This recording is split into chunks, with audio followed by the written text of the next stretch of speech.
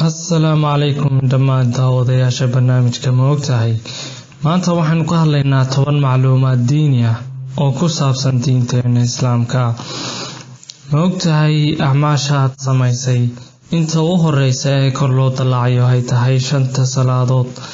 ma ogtahay salaadii koowaad ee rasuulku naxariis iyo nabadgelyo korkiisa ha ahaatee uu tukaday ay tahay salaada duhur ma ogtahay in ummadda koowaad ee galaysa jannada ay tahay ummadda Nabi Muhammad sallallahu alayhi wasallam ma ogtahay eedaankii ugu horeeyay ee samada laga adimo inuu Jibriil alayhi salaam ku dhawaaqay ma ogtahay qofkii koowaad ee fardaha fuula inuu ahaa Nabi Ismaaciil alayhi salaam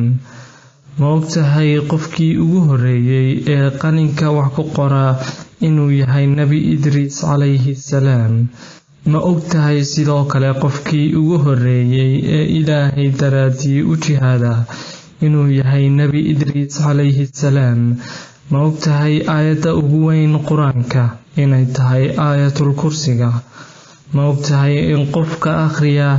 suuratul ikhlaas qul huwallahu ahad inuu u dhigmo sidii qof akhriyay 3 meelood oo meel Quraanka Kariimka ah ma ogtahay in Nabi Muhammad alayhi salatu wassalaam uu geeriyooday isagoo 63 jir ah Abu Bakr al-Siddiqna geeriyooday isagoo 63 jir ah Umar ibn Khattabna uu geeriyooday isagoo 63 jir ah Ali ibn Abi Talibna sidoo kale geeriyooday isagoo 63 jir ah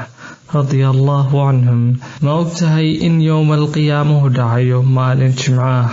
ma ogtahay salaadii koowaad ee muslimiintu tukatay markii qiblada laga bedelay Baytul Maqdeska ee loo bedelay Kacbada inay tahay salaada casar